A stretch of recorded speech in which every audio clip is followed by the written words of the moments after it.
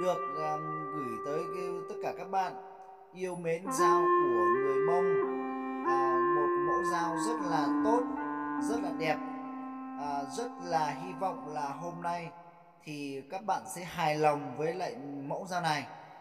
Hôm nay thì lò rèn dao Bắc Yên sẽ gửi tới các bạn mẫu dao tông. Mẫu dao này thì được làm từ thép vỏ bom và bao chuôi dao được làm từ gỗ mun. Sau đây xin trân trọng kính mời tất cả các bạn cùng đón xem. Giới thiệu các bạn là con này thì được làm từ thép vỏ bom.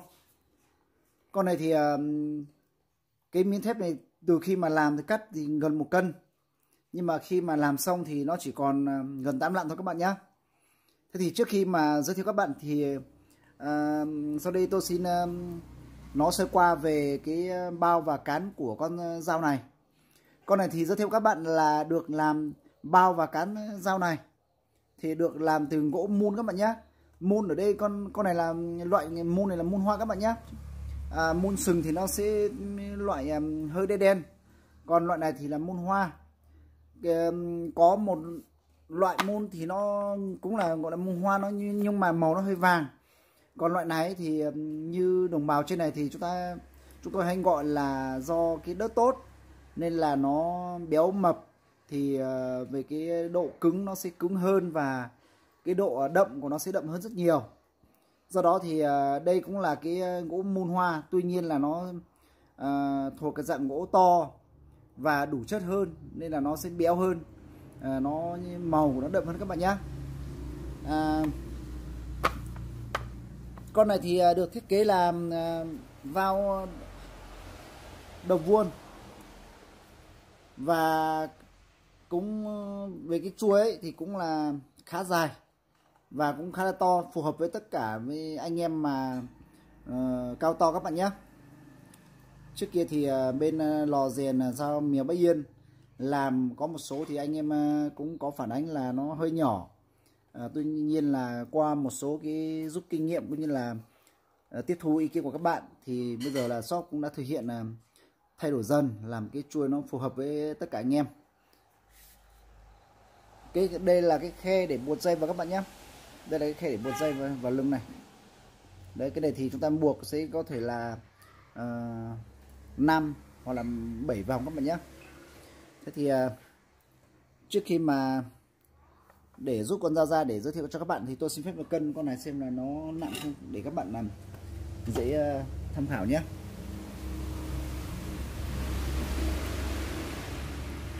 Con này cả cán cả bao là vào hơn 1 cân. Đây các bạn xem, hơn 1 cân con này nhé. Để tôi sẽ rút con dao ra để cân riêng con dao nhé.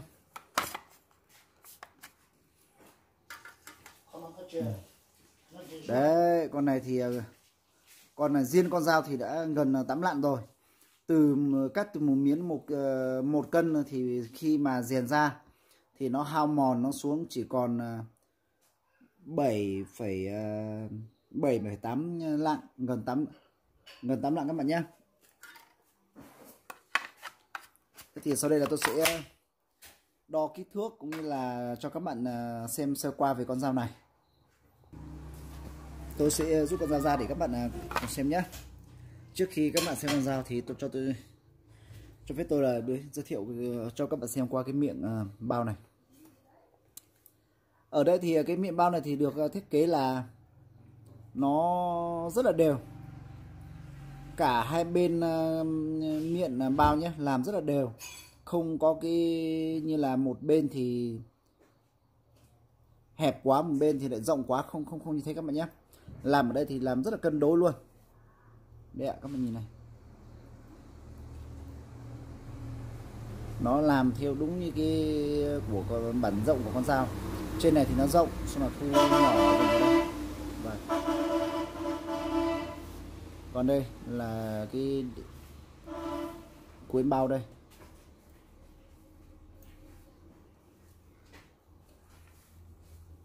Do đây là một trong cái loại gỗ rất là tốt, rất là cứng nên là các bạn hoàn toàn yên tâm. Bao thì rất là chắc chắn các bạn nhé. Đây ạ. Cái đây là rất là chắc chắn luôn. Và khi mà gặp thời tiết khô hanh thì các bạn hoàn toàn yên tâm, không sợ mấy cái khâu đồng này bị lỏng các bạn nhé. Cái này thì rất ít khi gỗ nó bị cong vênh hoặc là bị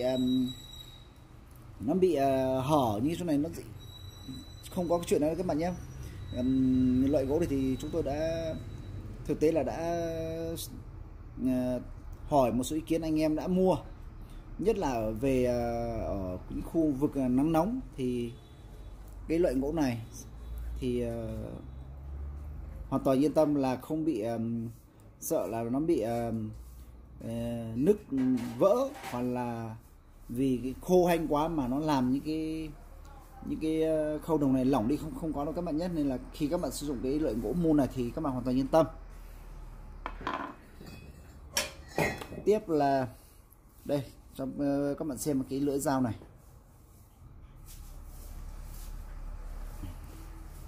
Đây là có một cái, nó hơi sâu một tí, nó chỉ một tí thôi, nó không vấn đề gì. Cái này thì do lõm một tí thôi, nó không mài được.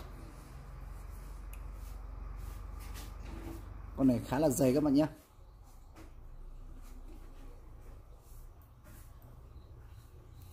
Từ đó cái thứ đó bạn xem.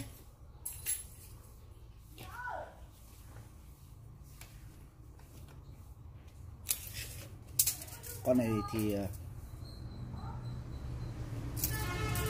lưỡi dài hơn 28 phân các bạn nhé, hơn 28 phân. Bản rộng là gần 6 phân các bạn nhé. Đấy, bản rộng gần 6 phân. Còn cái độ dày thì không phải nói rồi. Với cái loại dao chuyên dùng để chặt gỗ, chặt tre, chặt các loại đồ cứng và xương thì các bạn hoàn toàn yên tâm là cái sống lưng này thì rất là dày rồi. Cái này nhìn qua máy thì hơi mờ. Con này thì dày gần 80 mm các bạn nhé. Cái đoạn dày nhất này. Chuôi thì cũng làm khá là dài các bạn nhé. Chiều dài của chuôi là 15 phân. Và cái chuôi thì được thiết kế như thế này, giống như hình trái tim. Được làm 3 khâu đồng nhỏ, một khâu đồng to và một lá chắn.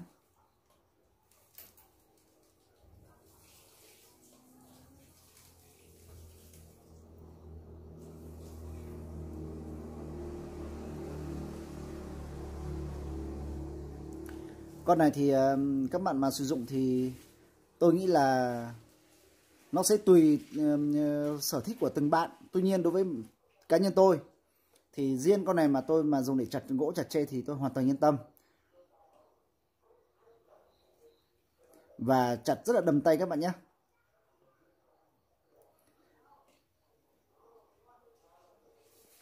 Chúng ta chặt lực mạnh thế nào đi chăng nữa thì không sợ là bị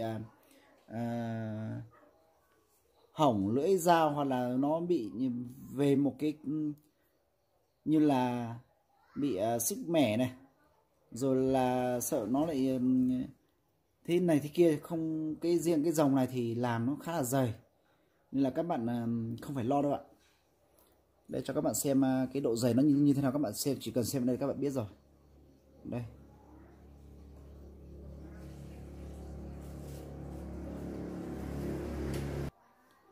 đây các bạn xem nó dày như thế này.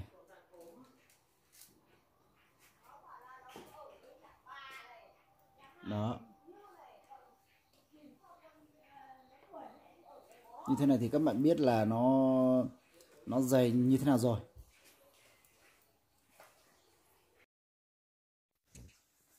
Như vậy là các bạn vừa mới xem lò rèn Bách Yên giới thiệu các bạn mẫu con dao tông. Qua cái mẫu này thì rất mong các bạn là nếu như các bạn có nhu cầu hoặc là các bạn có sở thích đam mê về loại dao tông thì các bạn hãy để lại ý kiến, số điện thoại của các bạn ở dưới để chúng tôi sẽ trả lời cũng như là liên hệ với các bạn. Cuối cùng thì xin kính chúc tất cả các bạn luôn mạnh khỏe, vui vẻ và rất mong các bạn luôn luôn đồng hành ủng hộ cùng với dao lò rèn Bắc Yên của chúng tôi. Xin chân thành cảm ơn các bạn. Xin chào và hẹn gặp lại các bạn trong cái video tiếp theo.